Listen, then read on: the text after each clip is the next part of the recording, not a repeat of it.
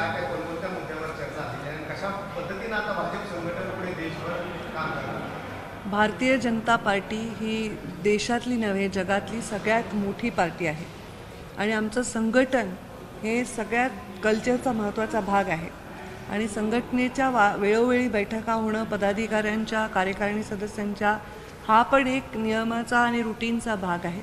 त्याप्रमाणे आमच्या बैठका पूर्वीही होत होत्या, पण कोरोनामुळे आम्ही व्हर्च्युअल बैठका करत होतो आणि आता आम्ही फिजिकली इथे आल्यामुळे आपल्याला असं वाटतं की आज बैठक होते. बैठक हा आमचा रुटीनचा भाग आहे. तशीच ही बैठक आहे. नॅचरली बैठकीमध्ये संघटन स्ट्रॉंग करणे, संघटन स्ट्रॉंग करताना फक्त पॉलिटिकली नाही, कारण आमचा बेसिक जो संस्कार आहे तो अंत्योदयाचा आहे. आमचा जे मूळ गाभा आहे भारतीय जनता पार्टीचा तो बेसिकली सेवा देण्याचा आहे, अंत्योदयाचा आहे आणि देशामध्ये हा आम्ही जो संकल्प आहे तो आमच्या राजकीय पावलं आम्ही जेवढी भक्कम उचलतोय तेवढी सामाजिक पावलंसुद्धा भक्कम उचलली पाहिजे अशा प्रकारचा आमचा संकल्प आहे आणि त्याच्यावर आम्ही खूप चांगली चर्चा झाली, मोठी बैठक झाली आणि ते आता पक्षांतर्गत विषयांवर अनेक विषयांवर सकारात्मक विषयांवर चर्चा झाली.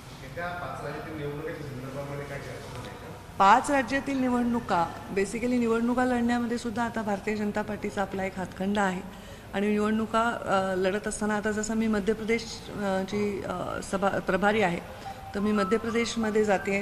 परवाच्या दिवशी खंडवामध्ये तिथे निवडणूक चालू आहे. 3 विधानसभा लोकसभाच्या ठिकाणी मी प्रचाराला जाणार आहे.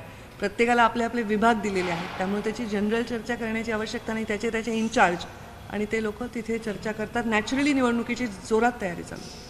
सभेमध्ये पण हा इश्यू आहे स्थानिक लेवलवर, महाराष्ट्र असेल, यूपी असेल, ओबीसी समाज आणि त्याच्यामध्ये पण मग आपल्याकडे धनगर समाज असेल, इथं ओबीसी समाज असेल, आरक्षणाचा मुद्दा पण तुम्ही घेतला होता. तर अशा मुद्द्याच्या संदर्भामध्ये वेगवेगळ्या राज्यामध्ये काही स्ट्रॅटेजी बनते का? कारण यूपीमध्ये पण ती समज, मध्य प्रदेशमध्ये आहे, महाराष्ट्रामध्ये आहे. महाराष्ट्राच्या ओबीसीला जे आरक्षण मिळालेलं होतं ते ओबीसीचं आरक्षण 50% वर झालं होतं. 50% वरचं ओबीसीचं आरक्षण रद्द होईल अशी शंका असताना सर्वच्या सर्व आरक्षण रद्द झालं. त्यामुळे महाराष्ट्रामध्ये ओबीसीमध्ये तीव्र संताप आहे. त्याच्यावर आम्ही राजकीय भूमिकेतून सामाजिक भूमिकेतून वेळोवेळी बोललो आहे. महाराष्ट्रामध्ये मराठा आरक्षण जे दिलेलं होतं ते सुद्धा रद्द झालेलं आहे. मराठा समाजाच्या समोरही मोठा प्रश्न उभा आहे. त्यामुळे आरक्षणाच्या मुद्द्यावर असंतोष महाराष्ट्रात आहे. इतर राज्यांमध्ये काही राज्यांनी आपापल्या लेवलवर निर्णय घेतलेले आहेत आणि त्यांच्या राज्याच्या एकूण परिस्थितीप्रमाणे त्यांनी निर्णय घ्यायला पाहिजे अशा प्रकारची व्यवस्थासुद्धा आहे. शेवटी घटना देशाचे आणि राज्याचे अधिकार फार क्लिअर आहेत. त्याच्याप्रमाणे काही निर्णय आणि बदलत्या काळाप्रमाणे काही दुरुस्त्या घटनांमध्ये किंवा ॲडिशन घटनांमध्ये दुरुस्ती म्हणणार नाही मी, काही अमेंडमेंट्स या करता येतात असेंब्ली लेवलवर, तर त्या करायला पाहिजे. देवेंद्र फडणवीस आज दिल्लीत येत आहेत आणि सहकाराच्या मुद्द्यावरती एक बैठक होते आहे. तुम्हाला पण सहकाराचा अनुभव आहे, सहकाराचे काही प्रश्न आहेत, तर या संदर्भात शिष्टमंडळात तुम्हीही असणार? नाही, मला त्याची कल्पना नाही, मी त्याच्यात नाही, पण हरकत नाही. कोणी ना कोणी सहकाराच्या मुद्द्यावर सहकार्य करायला असेल तर त्याची चांगलीच गोष्ट, स्वागतच आहे. मागच्या वेळेच्या शिष्टमंडळात तुम्ही होता, सहकाराचे प्रश्न काही प्रलंबित आहेत? राज्यामध्ये सहकाराचे अनेक प्रश्न प्रलंबित आहेत. सहकार अडचणीत आहे राज्यामध्ये, कारण बऱ्याच कारखान्यांना दुष्काळामुळे फटका बसलेला असल्यामुळे मी स्वतःही त्याच्यातला एक भाग आहे. माझाही कारखाना प्रचंड आर्थिक नुकसानीत आहे आणि त्यामुळे शेतकऱ्यांसाठी ऊसगाळप करत असताना शेतीवर आधारित उद्योगांना वेगळी वागणूक न देता ऊसाचे भाव जसे आपण वाढवतो तसं साखरेच्याही भावांविषयी निर्णय घेणं, इथेनॉलच्या भावाविषयी निर्णय घेणं. कारण शेवटी तुम्ही जेव्हा ॲग्रो बेस्ड इंडस्ट्री चालवता तेव्हा आपण शेतकऱ्यांना समोर ठेवून निर्णय घेतो, पण त्याचं जे प्रोडक्ट आहे त्या प्रोडक्टमध्ये जर आपण नफा नाही मिळू शकला तर ते इंडस्ट्री पूर्णपणे नुकसानात जाते आणि पर्यायाने शेतकरी पण सफर करतो. आज परिस्थिती साखर कारखानदारीची थोडीशी अशीच आहे. वेळोवेळी आम्ही तेव्हा निर्णय घेतले. नितीन गडकरी साहेबांनी खूप मदत केली त्यावेळी. त्यांनी आम्हाला साखरेचे भाव स्थिर ठेवण्यामध्ये, इथेनॉलमध्ये भाव वाढवण्यामध्ये, इथेनॉलवरचे टॅक्सेशन कमी करण्यामध्ये खूप चांगले निर्णय घेतले. ते सुद्धा सहकारामध्ये त्यांना खूप अभ्यास आहे आणि त्यांचं सुद्धा योगदान बऱ्याच वेळा खूप चांगलं मिळतं. नाही, मग गाळप हंगाम सुरू होण्यापूर्वी आज ही बैठक होती, काय अपेक्षा पूर्ण होती? अमित शहा यांच्याकडे ॲक्च्युली अमितभाई शहा हे सहकार खात्याचा कार्यभार सांभाळल्यापासून माझं त्यांचं काही भेट झालेली नाही किंवा मी म्हणजे सहकार्याचा सर्व अभ्यास आहे असंही नाही. देवेंद्रजी मुख्यमंत्री राहिलेले आहेत, त्यांनी पूर्ण अभ्यास करूनच काही प्रपोजल आणलं असेल. मला जर वैयक्तिक विचारलं तर जे नुकसानीत कारखाने आहेत त्यांच्या बाबतीत भूमिका घेऊन कारखाना चालू राहायला पाहिजे. नुसता निवडणुकांसाठी कारखाना नसून तो शेतकऱ्यांसाठी आहे. कॉपरेटिव्ह स्ट्रक्चरमध्ये सुद्धा काही बदल आणले तर कारखाने चालू राहतील, शेतकऱ्यांचं नुकसान होणार नाही आणि राजकीय हस्तक्षेप कमी होतील.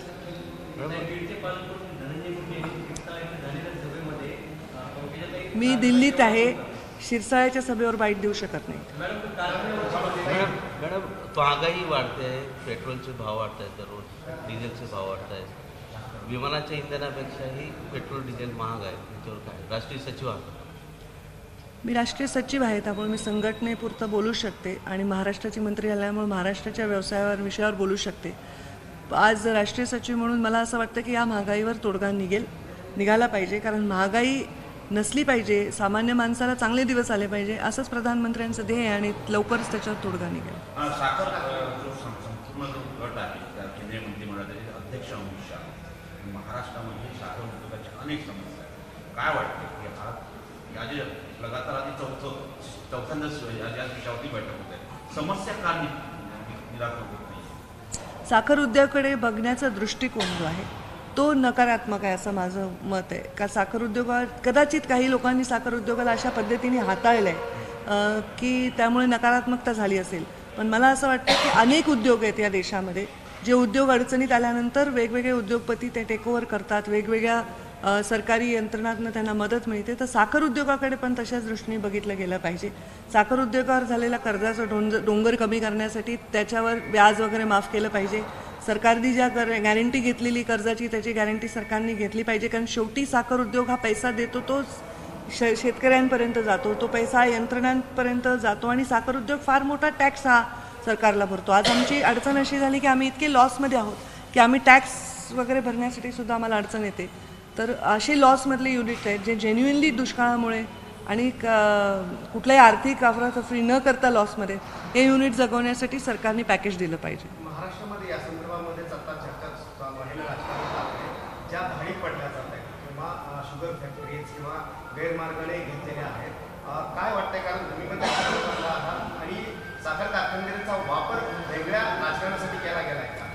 कोणाला जर वेगळा वापर करायचा असेल तर तो साखर कारखानदारीचा वापर करायसाठीच थांबले असं नाही, ते कापड दुकानाचा सुद्धा वाईट वापर करू शकतात. वाईट वापर करणारा व्यक्ती कशाचाही वाईट वापर करू शकतो. त्यांच्यावर अंकुश ठेवणं हे सरकारचं आणि प्रशासनाच्या त्या व्यवस्थांचं कर्तव्य आहे.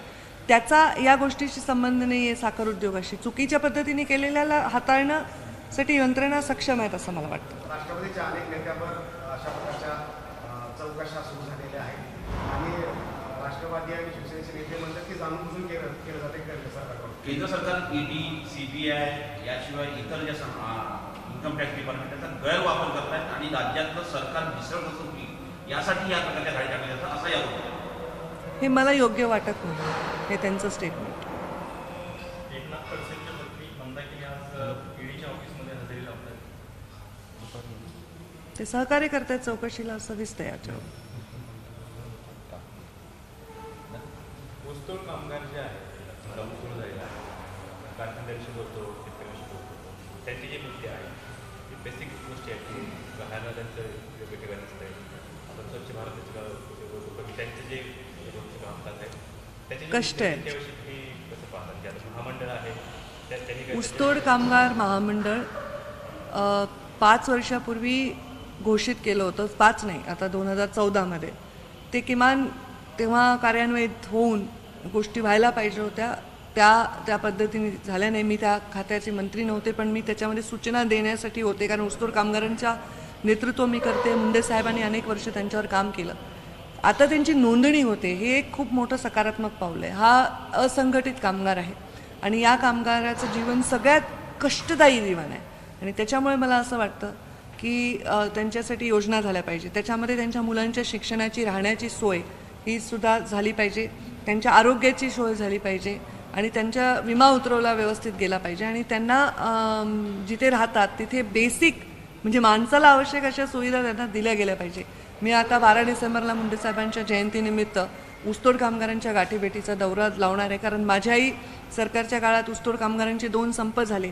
त्याच्यामध्ये लवादाच्या माध्यमातून त्यांचं जे मानधन आहे ते वाढवण्यासाठी मी खूप चांगले निर्णय घेऊ शकलो. पण हा ऊसतोड कामगार हा सगळ्यात कष्टकरी वर्ग आहे. त्याला अजून उत्थान करण्यासाठी मला वाटतं एक पिढी जाईल तेव्हा त्यांची पुढची पिढी सुधारेल. कोणी म्हणजे आपली कारखानदारांच्या कडून अपेक्षित आहे की सरकारकडून अपेक्षित आहे? कारखानदार आणि सरकार मिळून अपेक्षित आहे. मराठवाड्याला वगैरे दुष्काळ झोपून काढले आहे, तर राज्य सरकारने 10,000 कोटी रुपयांची मदत केली. तर केंद्रामध्ये आपलं बीजेपीचं सरकार आहे, तर केंद्राकडून मराठवाड्याला मदत मिळेल? केंद्राची आणि राज्याची मदत याचे निकष खूप क्लिअर ठरलेले आहेत. बेसिक राज्य सरकारचं महत्त्वाचं कर्तव्य आहे, कारण ह्या अशा गोष्टींवर राज्य सरकार हे पालक आहे डायरेक्ट त्या लोकांचं, शेतकऱ्यांचं. राज्य सरकारने मदत केली, आम्ही त्याच्यावर बऱ्याच वेळा आवाज उचलला आणि मला वाटतं राज्य सरकारने मदत केल्यावर मी त्यांचं अभिनंदन केलं. मदत हवी तशी नसली तरी मदत मिळाली, आता ती अकाउंटमध्ये जावी अशी अपेक्षा आहे. नक्की केंद्र सरकार ह्याच्यामध्ये संवेदनशील पावलं उचलेल. थँक्यू. छत्रपतींचा विचार म्हणजे